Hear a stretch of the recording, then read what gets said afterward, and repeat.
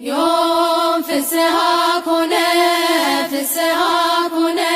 بنت لدتا لماريام ሰበር መረጃ ዛሬ ሪከርድ ተሰብሯል። በልደታ ቀን በርካታ ኦርቶዶክሳውያን በአንድነት ወደ አደባባይ ወጡ። በልደታ ቤተክርስቲያን በአራቱም አቅጣጫ መንገድ ተዘግቶና በምዕመናን ተሞልቶ ልደቷም ይገርማል። በዱር በበረሃ ነው። የሁሉ እናት ናታ። በቤት ብትወለድ ያናና የኢያቄም ብቻ ትባል። ቤታችን አንድ ልጅ ከሰጠችኝ የዛሬ አመት ለልደታ ማርያም እዚህ ኢትዮጵያ ቀይ ምንጣፍ አስገባለሁ ብዬ ተሳልኩኝ።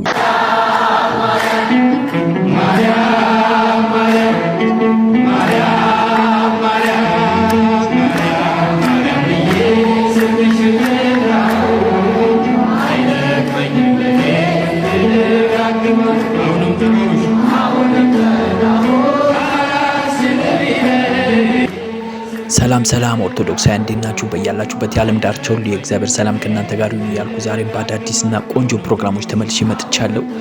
የአንድ እህታችን ድንቅ ምስክርነትም አለ። ኮሜዲያን እሸቱ ፖድካስት ላይ ቀርባ ስለ ድንግል ማርያም የመሰከረችው ምስክርነት የትላንትናው የልደታ ማርያም ደማቅ ክብረ በዓል እሱንም አካተናል። እስከ መጨረሻው ድረስ ተከታትላችሁ ያላችሁን ሐሳብና አስተያየት በኮሜንት ቦክስ አስቀምጡልኝ። ለዚህ ቻናል አዲስ የሆናችሁ ሰብስክራይብ ማድረጋችሁ እንዳይረሳ። እንቀጥል። ቤታችን አንድ ልጅ ከሰጠችኝ የዛሬ አመት ለልደታ ማርያም እዚህ ኢትዮጵያ ቀይ ምንጣፍ አስገባለሁ ብዬ ተሳልኩኝ። የሰውን ስዕለት እየሰማች አንዲት እህት ማልቀስ ጀመረች። ለ7 ዓመታት ልጅ ለመውለድ ተስፋ ስታደርግ ቆይታ ሐኪሞች ምንም ማድረግ አንችልም ብለዋት ነበር። ልብ አድርጉ፣ የጀርመን ሐኪሞች 5 ጊዜ ያህል ብትታይም በሕክምና ምንም ማድረግ አልተቻለም። ሸዋ ተናጋሪ ሁሉም ሰው የተሳለላት ወጣት ነፃነት ነበረች።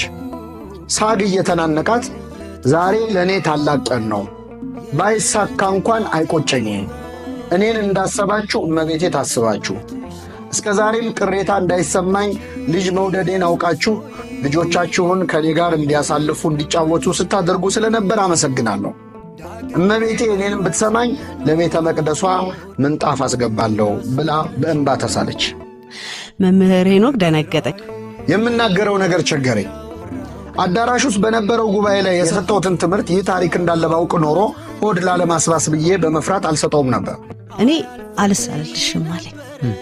እኔ ስለት ሳይሆን እኔ አልገባልሻለሁ የሆነ ነገር አለኝ። እና እመቤታችን በስደቷ ጊዜ ጌታን ስታጠባ ደንግጣ ወተቷ የፈሰሰበት ቦታ አለና እሱ አፈራለኝ፣ እሱን ይዤልሽ እመጣለሁ ወይስ ለሰው ልክልሻለሁ አለኝ። እንዴት ደስ እንዳለኝ ልነግርህ አልችልም።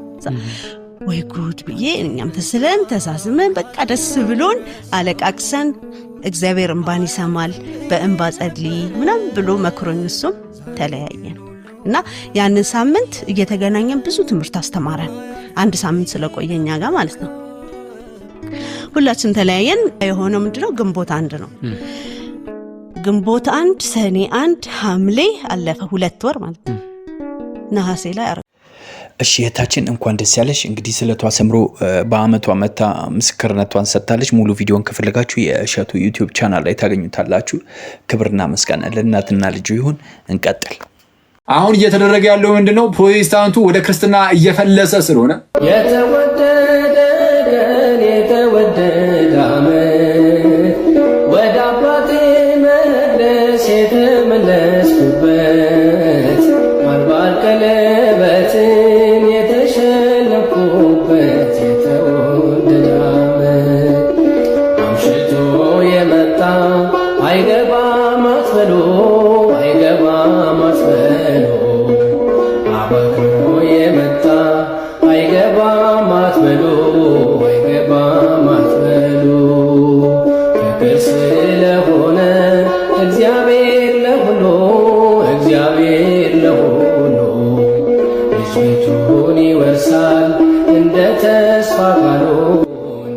የተወደደ ቀን የተወደደ ዓመት ወደ አባቴ መቅደስ የተመለስኩበት ማልባል ቀለበትን የተሸለምኩበት የተወደደ ዓመት አምሽቶ በር መረጃ ዛሬ ሪከርድ ተሰብሯል። ግንቦት 1 2017 ዛሬም በብዙ ሺዎች የሚጠጉ የኦርቶዶክስ እምነት ተከታዮች የሆኑ ኢትዮጵያውያን በመዲናችን አዲስ አበባ በምትገኘው በቅድስት ልደታ ቤተክርስቲያን ተገኝተው ይህንን ታላቅ በዓል በድምቀት አክብረውታል። የዛሬው ታዲያ በሪከርድ ብዙ ምዕመናን የተገኙበት ነውም እየተባለ ይገኛል። በልደታ ቤተክርስቲያን በአራቱም አቅጣጫ መንገድ ተዘግቶና በምዕመናን ተሞልቶ በታላቅ ድምቀት ተከብሮ ተጠናቋል። በነገራችን ላይ የግንቦት ልደታ የእመቤታችን ቅድስት ድንግል ማርያም ልደት የሚከበርበት ታላቅ በዓል ሲሆን በኢትዮጵያ ኦርቶዶክስ ተዋሕዶ ቤተክርስቲያን ከሚከበሩት ዋና ዋና በዓላት አንዱ ነው። የአከባበሩ ትርጓሜዎች ውስጥ አንደኛው ሃይማኖታዊ ትርጉምና ትንቢታዊ ማጣቀሻ ሲሆን ግንቦት ልደታ በብሉይ ኪዳን ትንቢቶች ላይ የተመሰረተ ሲሆን በነቢያት ኢሳይያስ፣ ዳዊትና ዮሐንስ በራእይ የተነገረውን የማርያም ልደት የእግዚአብሔር የድህነት እቅድ አካል ነው። ድንግል ማርያም ከአባቷ ኢያቄም ከንጉስ ዳዊት ዘር ማለት ነው ከእናቷ ሐና ከካህኑ አሮን ዘር ተወልዳለች። ስለዚህ በስረወ ግንድ ከሁለቱም የነቢያትና የካህናት ዘሮች ተዋህዳናት። በቤተክርስቲያን ትምህርት መሰረት የማርያም ልደት ከዕለታዊ የሰው ታሪክ በላይ የሚወጣ በአምላክ እቅድ የተዘጋጀ ጉዳይ ነው። ይህንን በዓል በድምቀት እንድናከብር ያደረገን ልዑል እግዚአብሔር ታዲያ የተመሰገነ ይሁን። በዚህ ወቅት ታዲያ የተቸገሩትን ገዳማትን ማገዝም ከኛ ይጠበቃል። ለልደታ ማርያም ሁላችንም በየቤታችን የቻልነውን አዘጋጅተን በዓሉን ስናከብር በማዕከላዊ ጎንደር ምስራቅ በለሳ ውስጥ በሙታንሳ የማር ቅዱስ ሚካኤል አንድነት ገዳም የሚገኙ መነኮሳት አባቶች ግን በደሳሳ ጎጆ ውስጥ ዝናብና ፀሐይ እየተፈራረቀባቸው ይገኛሉ። ለነዚህ አባቶች ድጋፍ በማድረግ የጀመርነውን ልንጨርስ ይገባል። ድጋፍ ለማድረግ የኢትዮጵያ ንግድ ባንክና የአቢሲኒያ ባንክ አካውንቶችን ከላይ አስቀምጫለሁ። እንዲሁም ደግሞ ከታች በተቀመጡ ስልክ ቁጥሮች በመደወል አባቶችን አገኟቸው። መልካም ቀን። እሺ፣ ስለመረጃው በጣም እናመሰግናለን ወንድማችን። እውነት ነው፣ ከእርዳታችን አጠናክረን መቀጠል አለብን።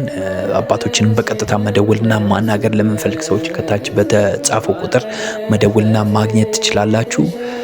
ለዛሬ ያዘጋጀው ፕሮግራም ይህን ይመስል ነበር። ከወደዳችሁት ላይክ ማድረጋችሁ እንዳይረሳ። ለዚህ ቻናል አዲስ የሆናችሁ ሰዎች አሁንም በድጋሚ ላስታውሳችሁ ሰብስክራይብ በማድረግ ቤተሰብ እንሆን።